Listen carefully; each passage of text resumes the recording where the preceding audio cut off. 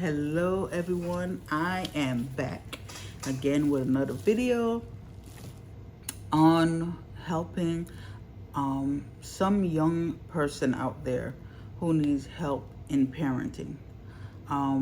Because as I look at people today and people trying to build their families, I notice that a lot of young parents today are trying to be their children's friends without the proper discipline in their households.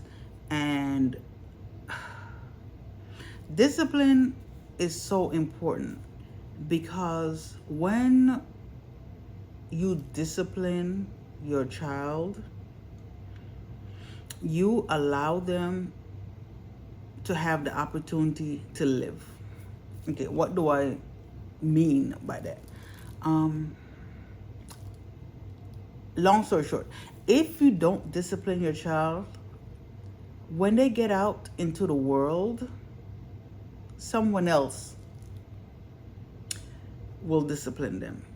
And I pray to God that they live through it. Okay? That they live through it. It is good to have a relationship with your child. I mean, it is awesome. It's necessary to have a relationship with your child. However, you are there to train that child up so they can live in a society where there are many other people with many other beliefs, many other not types of knowledge, many other types of understanding, many other cultures. And I'm trying to find the right words to say, because I know in this culture now a lot of people are very sensitive to stuff, and I don't want the way how I say something to hinder you and have you going down the wrong path. I have a child. My daughter is older. Thank you, Jesus. I'm not trying to start back over. My daughter is older and getting ready to go to college. Actually, I'm going to be doing some videos with her because I do a lot of teachings with my daughter. I mean, a lot on parenting, because I told her I'm not going to be on this earth forever. I'm not. And I'm not trying to be on this earth forever the way how it is right now. Nope, not trying to do that. So it is my responsibility and it is my job to teach you as much as I can with the leading of God. Okay? So, for example, I was teaching my daughter because even though I have one child myself biologically, I raised several other children. And they all had different personalities. Okay? So I was telling my daughter, as an example, I told my daughter, do you know the reason why small children, especially, all children should have a bedtime until they get to, that 17, 18, because they getting ready to go to college and all the stuff like that. But especially small children, they should have a bedtime. I said, you know why? One of the reasons is when someone goes in someone's house, or let's say you're trying to buy a house from someone. Let's say you walk in the house and the house basically look like a pigsty. I mean, stuff all over the place. Or the house is well lived in. That's a term that's used. I like term. And you go into another house that is clean. It's still lived in. You still see the toy basket with all the toys put in the basket. You still see the shoe rack with all the children's shoes lined up underneath the adult shoes because they're shorter, so you have it lower so they can learn how to put on their own shoes, blah, blah, blah. You have to be intentional with a lot of things in life. And I said, you know, do you know how I did it raising other children and you? Her, I'm talking not you, but my daughter, because I was talking to her. I said, every child had a curfew, a time that they had to go in the bed. I'm not saying that you had to go into a direct coma as soon as you hit the bed. You out. No. You are going to your room and you are staying in the room. Okay? You're not coming back out to play. You're not coming back out to say that you want to watch TV. You're not coming. No. You're staying in the room. And you go in bed at a decent time. Okay, what is a decent time? Okay, a decent time for small children, because it is best that they get a certain number of hours of sleep so their cells can rejuvenate, because that's the time your cells are able to focus on rejuvenating the body. When you're not eating, running up and down, and the body, you have to recover from this and recover, is doing all of its recovering. When your sleep is important, is doing this recovering when you're sleeping. So you have your child go to bed. I personally had the kids go to bed at 8 o'clock. When they got older, then it was 8:30, because you got to do homework. That's the older I'm talking about, when you have all this homework to do. And anyway, let me stay focused. I don't want to think about the homework. But when you have the homework and stuff, and you have to make sure they eat dinner and everything so they can actually sleep well and they don't go to sleep hungry and everything. And if you are in that situation, I pray to God that you get help for that. He brings help to you. But I have another video that I'm going to be putting up for people in the United States of America who have Medicaid and some of the things that you might not know. But that's another video. I'm not trying to put that in this one. So with this one, go to bed at 8 o'clock. And the reason why, one, you get enough sleep. Your cells have time to recover. Your brain has time to store, categorize information. Right?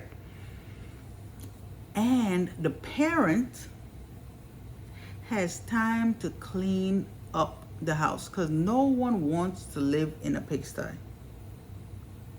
No one wants to live. Some people do, because they battle with psychiatric disorders. I'm not talking about that right now. What I'm talking about is having your child disciplined, having them go to sleep at a certain time. Because like I tell my daughter, I said, if you have your child up trying to be your child's friend because they don't want to go sleep, and all this other stuff. If you have your child up until 1 or 2 o'clock in the morning, until you are tired, who do you think is going to clean the house? This is how I tell my daughter, who do you think is going to clean the house? Yes, hopefully you're married, but both of you guys are going to be tired. Both are going to be tired. So both parents are going to be tired. So who is going to clean the house? And I asked her a question. I said, do you think roaches, because you have stuff all over the place, children make mess. They drop their food, they drop their drink, they make mess. So you need time to clean it up. I said, do you think roaches will say, you know what? She's tired. She's been tired for about a month now. You know, as long as she spends time with her kids, we're not going to go in her house. We're not going to her house because she's tired. I said, do you think a roach says that? Do you think roaches say that? Do you think mice, rats say that because you're tired? I said, in order for you to run a house, because people think about running businesses and they want to do it so strategic. Your house is more important than a business. A business is important. Your house is more important because those are human beings that's going to go out in the world to either make it better or make it worse. And it can affect a lot of people that they come in contact with. Okay? And of course she says, of course, no, a roach is not going to say, oh, she's tired, so, I'm not going to go in her house because she got food all over the floor, because she's tired. No, that doesn't happen. Your children need a bedtime. It has to be done. You are training your child up. You are training your child up. And children get on your nerves because they not only have your personality from when you were younger, they also might not be from your personality. It might be from your parents or their grandparents' personality. It could be from the father's personality was when he was growing up.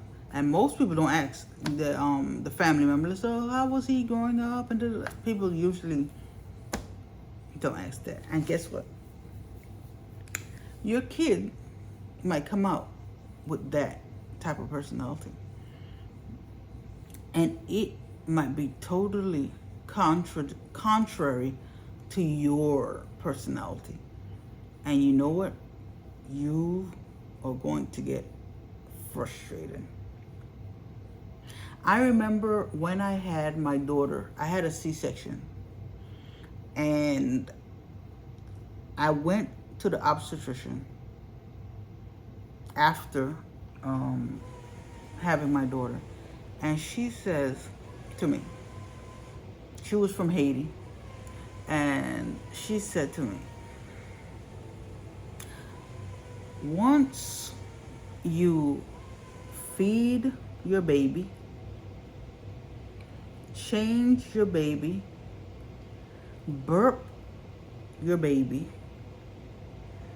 comfort your baby, because some babies, they just cry. I mean, they just cry.